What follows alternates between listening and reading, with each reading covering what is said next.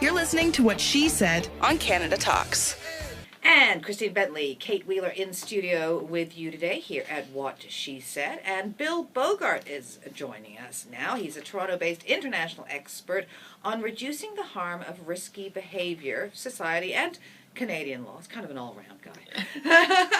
But what we're talking about today is, should we reward people for healthy living? More and more employers, Bill, are deciding to pay for their gym memberships for their staff and things. And you're asking the question about whether this should move into the government doing so. Yeah. I mean, I think if we step back, we can think of lots of instances where we've used public policy and law to put programs in place that reward people for what we collectively think is the right thing to do. And in the HuffPost that I wrote last week, some of those programs outside the health context are things like RSPs, tax-free savings accounts, not taxing capital gains on houses. These are all things that promote a particular policy. So, for example, we've decided that it's good for people to own their own homes. So we say, okay, well, if there's a capital gain on your house, we don't tax it. So that obviously promotes people buying their homes. We think it's good that people make plans for their retirement. So we've put in place registered retirement savings plans. And you get a tax deduction, et cetera, et cetera. So this is not a new or novel idea. I think what we're seeing is it is moving more into the health sphere, and we're having potentially interesting experiments going on in terms of both calories in, that is, wanting people to eat more nutritiously, and calories out, people being more physically active. Right. So where's the problem? I mean, where's the problem with? I mean, I can see it's easy in the private sector to say we're going to supplement your gym membership or we're going to do something like that.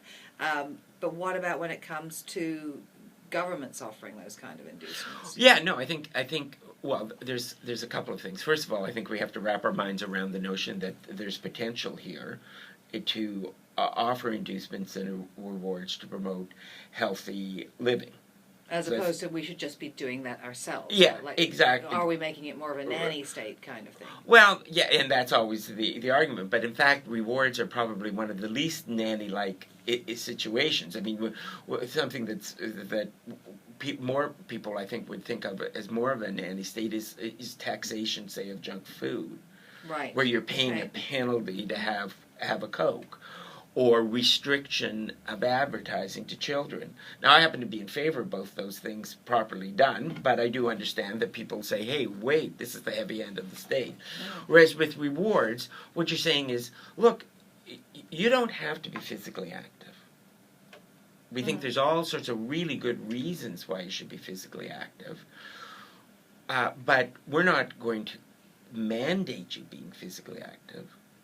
But in order to motivate you to be physically active, we're going to put in place a program that rewards you, gives you an inducement to do that, right? So, for example, one that we've got on the books right now is the Children's Fitness Tax Credit. Right, where several years ago, and this is Mr. Harper, his government said, well, let's do something tangible to promote physical activity amongst kids. And so we'll build into the tax system a tax credit to promote physical activity among kids. And, there's all sorts of criticisms about that tax credit. It's not big enough. It doesn't reach people who don't have a taxable income, because you have to have a taxable income to use a tax credit. But the thrust of it, I think, is a very good idea. And indeed, they're talking about doubling that tax credit, and they're talking about putting in a tax credit for adults. Now, you ask yourself, well, what's the problem? Well, I think there's, as I said, three issues. One, we have to wrap our mind around the potential of this. and get over the notion of, well, where these reward ideas are coming from, because we have used reward. Secondly, I think there's always the effectiveness. Anytime we put in a program like that, and I think often pilot projects are a good idea, trial and error, we want to make sure that they're actually effective. So, and then the third thing is I think we do have to realize, look, they do cost. Because just because you're not paying out somebody, giving them a check, like we do with certain government programs, when you give them a tax credit, you're depleting the revenue base of the tax system. So you got to make it up somewhere else. You got to make it up somewhere else. Yeah. So if I give you a very controversial example that's still on the Conservative Party platform, they haven't implemented it yet, but election is coming, so we'll see what happens. We, as you say, we have these tax-free savings account, right? And it's part of their platform that they'll double that. Now, as an investor, I can tell you that my wife and I would love to have that doubled, because it's every time you get a shelter for your investments, you're going to pay less tax on them. So whoopee. But whether that's a really good idea over time, because you are then taking a lot of money that would otherwise be taxable away from tax revenue, whether that's a good idea is, I think, a very controversial issue. There was actually an article in the Globe and Mail yesterday about it. And so, investor Bogart loves it. Citizen Bogart's not sure it's a good idea. Go ahead. No, I was just going to say that, a few years ago, Bill, there was lots of talk about, for example, smokers, where, it's demonstrated that there's the odd exception, that, if you smoke for 40 years, you have a really good chance of maybe statistically of getting lung cancer, and should then the public at large be on the hook for the care that's going to be hundreds of thousands of dollars a year. Right. And things like, we had stories about somebody who needed 2 seats on an airplane, and there was a big hoopla about that. It's really more about the health aspect of being, let's say, overly obese. Right. And that then taxpayers have to pay that. So, I think what you're saying is, let's give them the tax rewards now, because it'll save us a lot of money at the end.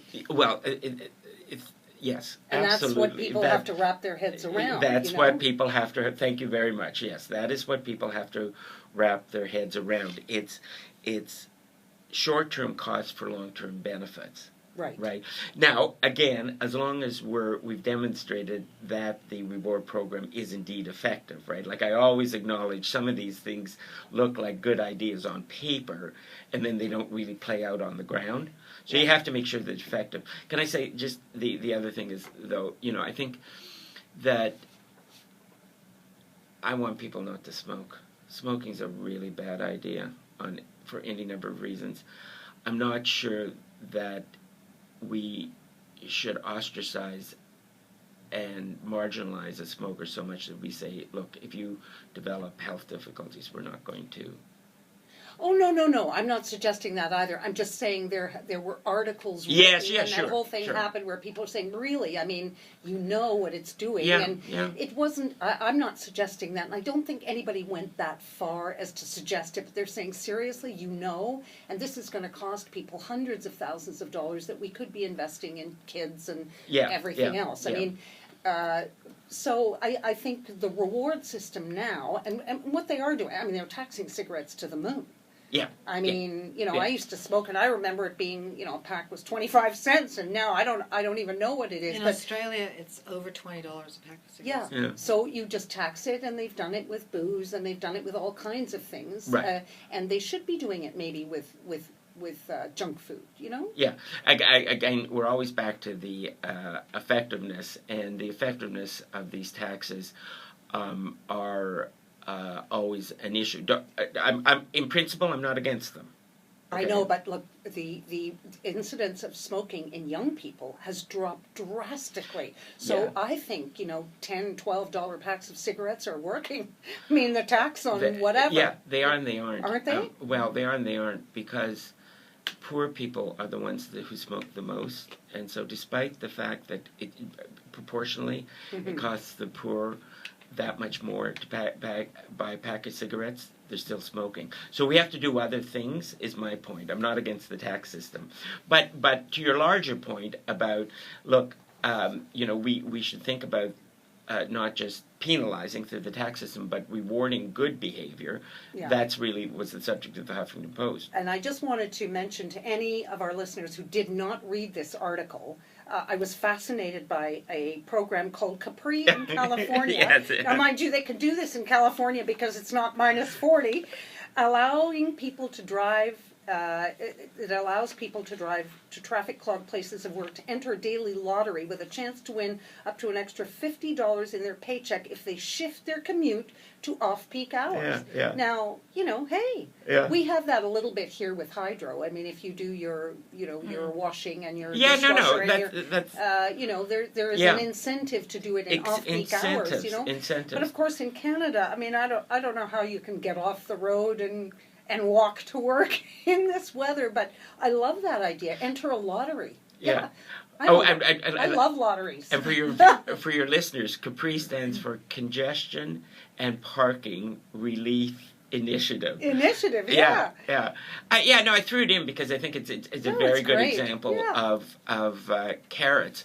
And my whole point was, let's think more about carrots as a way of promoting sound social policy, and in particular, let's think more about carrots in terms of encouraging healthy behavior, both nutritious eating and greater physical exercise. So, I mentioned this pilot project they've got going in Massachusetts called the Healthy Initiatives Pilot, where hip. People are hip. Let's all get hip. So people who are on SNAP, that's Social Supplementary Nutritional Assistance Program, we would know this as food stamps, are offered an incentive of up to 30% if they buy designated foods, basically fresh fruit and vegetables, multigrains, all that good stuff. And it has actually been assessed quite rigorously, and it seems to be working. That's great. Now we just need more of it, and of course in the political climate of the United States that's going to be very difficult, but it's a good idea. Bill, tell our listeners where they can follow you, where they can, you're in the Huffington Post, and they can buy your books. At better bookstores everywhere, and Amazon, and online through Oxford University Press. Well, thank you very much for coming in and joining us. Well, thank you for having me. Click the channel subscribe button for full-length interviews and more from What She Said here on YouTube.